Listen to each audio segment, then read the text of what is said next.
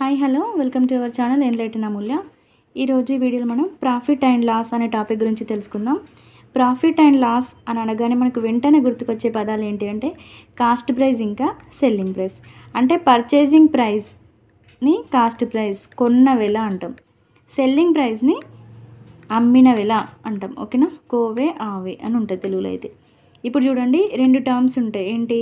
లాభము, నష్టము. లాభం ఎప్పుడు వస్తుంది? కొన్న ధర కన్నా అమ్మిన ధర ఎక్కువ ఉన్నప్పుడు లాభం. అంటే ఇక్కడ సెల్లింగ్ ప్రైస్ ఎక్కువ కదా, so selling price minus cost price అంటే లాభం. అదే cost price minus selling price అంటే నష్టం. ఇంకొకటి, లాభ శాతం కానీ నష్ట శాతాన్ని కానీ ఎప్పుడైనా కాస్ట్ ప్రైస్ మీదనే లెక్కిస్తారు.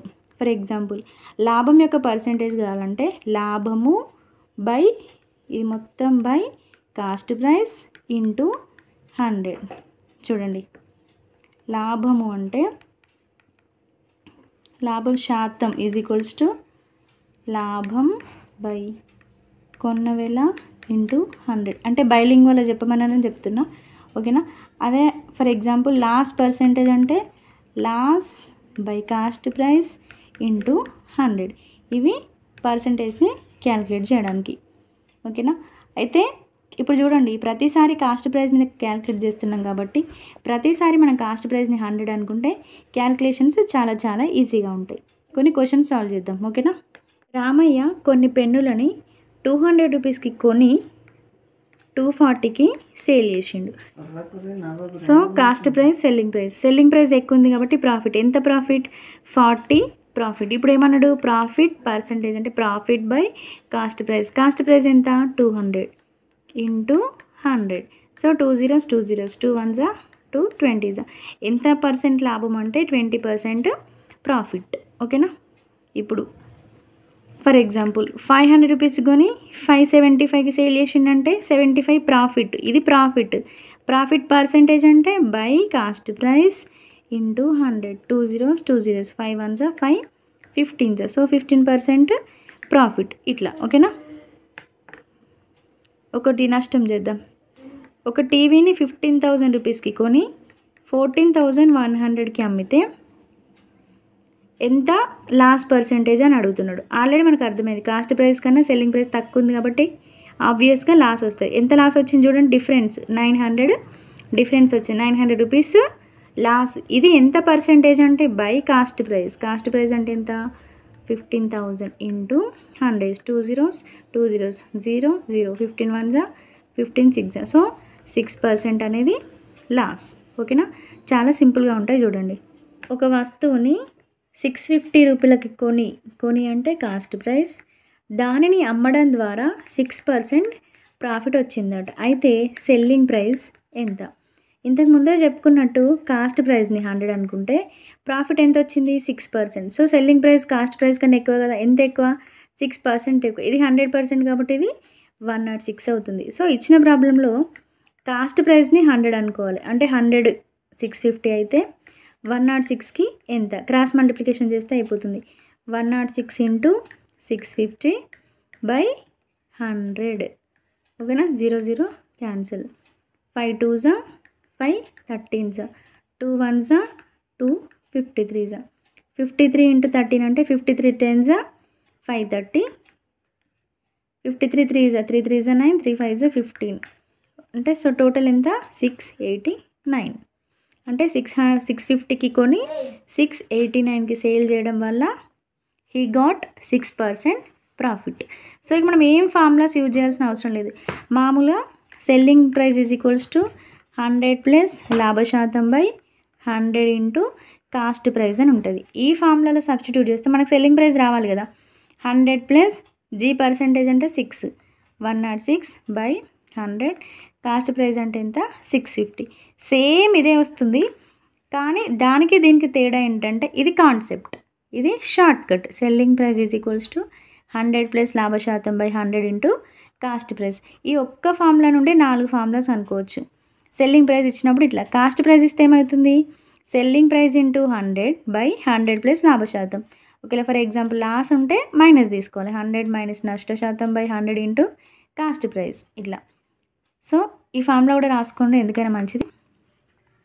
Selling price is equals to 100 plus లాభ శాతం బై జీ అంటే గెయిన్ కదా, లాభ శాతం బై 100 ఇంటూ కాస్ట్ ప్రైస్.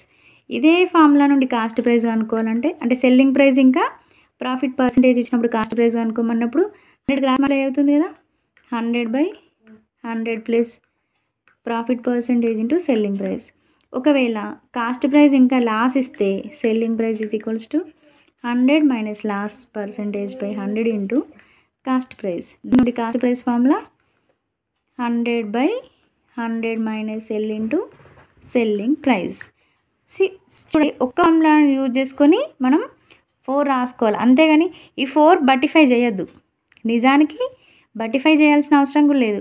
ఏమనుకోవాలి, ప్రతిసారి కాస్ట్ ప్రైస్ని 100 అనుకోవాలి. ఫర్ ఎగ్జాంపుల్ 6% ప్రాఫిట్ వచ్చింది, సో 106/100 ఇంటూ 100 అంతే. ఇంకొక క్వశ్చన్ చూస్తే అర్థమవుతుంది. చూడండి, రమేష్ అనే అతను ఒక DVD ప్లేయర్ని 2800 రూపీస్కి అమ్మడం ద్వారా, అంటే ఇది సెల్లింగ్ ప్రైస్, అమ్మడం ద్వారా ఎంత లాభం వచ్చిందట, 12% ప్రాఫిట్. ఇప్పుడు కాస్ట్ ప్రైస్ ఎంత అని అడుగుతున్నాడు. మనందరికీ తెలుసు కదా, కాస్ట్ ప్రైస్ అంటే 100 అనుకోవాలి. ఈ 100 మనకు తెలుసా, తెలియదు, కాబట్టి క్వశ్చన్ మార్క్. ఇంకొకటి సెల్లింగ్ ప్రైస్ ఎంత, ప్రాఫిట్ 12 అంటే 112 ఎంతకి 2800. ఇప్పుడు క్రాస్ మల్టిప్లికేషన్ చేస్తే 2800 ఇంటూ 100/112. ఓకేనా, క్రాస్ మల్టిప్లికేషన్ చేస్తే ఇది మనం కనుక్కోవాల్సింది. సో కట్ చేయండి. 7 4s 28, 7 1s 7, 4 remaining, 7 6 42, 4 4s 16, 4 100s, 4 1s 4 25s. So 25 into 100 2500 rupees. So ఇది ఎంత, కాస్ట్ ప్రైస్. అంటే 2500 రూపీస్ ఉన్నటువంటి DVD ప్లేయర్ని 2800 రూపీస్కి సేల్ చేయడం వల్ల హీ గాట్ 12% ఆఫ్ ప్రాఫిట్. ఓకేనా. ఇంకొక క్వశ్చన్ చూద్దాం. ఒక వస్తువుని 250 రూపీస్కి కొనడం అని రాగానే మనకేం గుర్తు రావాలి, కాస్ట్ ప్రైస్. 10% లాస్ అంట. ఓకేనా, అయితే సెల్లింగ్ ప్రైస్ ఎంత చూడండి. కాస్ట్ ప్రైస్ని ఏమనుకోవాలి, 100 ఇచ్చిండు కదా, ఇచ్చిండు కాబట్టి 250. ఇంకోటి ప్రాఫిటా లాసా, లాస్ ఎంత 10%. లాస్ అంటే ఇందులో నుండి 10 తీసేయాలి. ఇప్పుడు దీని సెల్లింగ్ ప్రైస్ అనుకోవాలి. సేమ్ సింప్లిఫికేషన్లో క్రాస్ మల్టిప్లికేషన్ 90 ఇంటూ 250/100, 0 0 0 0, 25 9s 225. అంటే చూడండి, 250 రూపీస్కి కొన్న వస్తువుని 225కి అమ్మితే ఆబ్వియస్గా లాసే వస్తుంది. ఆ లాస్ ఎంత పర్సెంటేజ్ అంట, 10%. Got it. ఇక్కడ టైప్ 2 ప్రాబ్లమ్స్ చూద్దాం. ఇవి చాలా చాలా ఇంపార్టెంట్. చూడండి, 15 పండ్ల కొన్న వేళ, ఏవైనా కావచ్చు, బనానాస్ ఆరెంజెస్, 15 పండ్ల యొక్క కొన్న వేళ 12 పండ్లు అమ్మిన వేళకి సమానమైతే లాభమా నష్టమా, అంటే ప్రాఫిటా లాసా, అది ఎంత. ఇటువంటి ప్రాబ్లమ్స్ వస్తే జస్ట్ ఏం చేయాలంటే ఫస్ట్ వీటి మధ్య డిఫరెన్సెస్ తీసుకోవాలి. 15 - 12 బై కింద ఎప్పుడు కానీ అమ్మిన వేళ పండ్ల సంఖ్యను తీసుకోవాలి. ఓకేనా. సో 15 - 12 అంటే ఎంత, 3. అమ్మిన వేళ పండ్లు ఎన్ని, ఇప్పుడు 12 పండ్లు అమ్మినాం కదా, so 12 into 100, 3 1s 3 4s, so 25, 4 1s 4 25, కాబట్టి 25% లాభం వస్తుంది. ఓకేనా. ఇప్పుడు చూడండి, అమ్మిన పండ్ల కన్నా కొన్న పండ్లు ఎక్కువ ఉన్నాయి కాబట్టి ఇక్కడ మొత్తం రివర్స్ అవుతుంది. ఎందుకంటే మనకు కొన్న వేళ బై అమ్మిన వేళ అంటే 12/15 కదా. సో ఈ షార్ట్ కట్ గుర్తుంచుకోండి. ఇంకొకటి చూడండి క్లారిటీ కోసం, 8 వస్తువుల కొన్న వేళ ఈజ్ ఈక్వల్ టు 12 వస్తువుల అమ్మిన వేళ. అయితే లాభమా నష్టమా అని అడుగుతున్నాడు. చూడండి, అమ్మిన వస్తువులు ఎక్కువ ఉన్నాయా, కొన్న వస్తువుల, అమ్మిన వస్తువులు కొన్న వస్తువుల కంటే ఎక్కువ ఉన్నాయి కాబట్టి నష్టం వస్తుంది. ఎంత పర్సెంటేజ్ అంటే ఫస్ట్ డిఫరెన్స్ తీసుకోవాలి. 12 - 8 బై అమ్మిన వేళ దగ్గర ఎంత ఉంది, 12 ఉంది. అమ్మిన వేళ సంఖ్య అన్నట్టు, సో 4/12 ఇంటూ 100, 4 1s 4 3s, 100/3 అంటే 33%. ఇక్కడ ఎందుకు ఇట్లా వస్తుందంటే చూడండి, కొన్న వేళ బై అమ్మిన వేళ ఈజ్ ఈక్వల్స్ టు 12/8 అవుతుంది. అర్థమైందా. ఇవి కొన్న వేళ వస్తువులు అన్నట్టు, ఇవి రెండు సమానం కదా. ఈ 12 అనేటి కొన్న వేళ, ఈ 8 అనేటి అమ్మిన వేళ. వీటిని ఇట్లా రాసిండు ఇక్కడ. సో కొన్న వేల బై అమ్మిన వేల రాస్తే ఏమవుతుంది 12/8. ఈ కొన్న వేల ఎంత 12. ఎప్పుడు కానీ ఏం చెప్పుకున్నాం, లాస్ పర్సెంటేజ్ కానీ ప్రాఫిట్ పర్సెంటేజ్ కానీ కొన్న వేల మీద డిసైడ్ అవుతాయి. సో ఇక్కడ కొన్న వేల ప్లేస్లో ఏముంది 12. ఈక్వేషన్ ఇట్లా ఇచ్చిండు కాబట్టి ఈ అమ్మిన వేల దగ్గర ఏ నెంబర్ ఉందో ఆ నెంబర్ రాసుకోవాలనేది షార్ట్ కట్.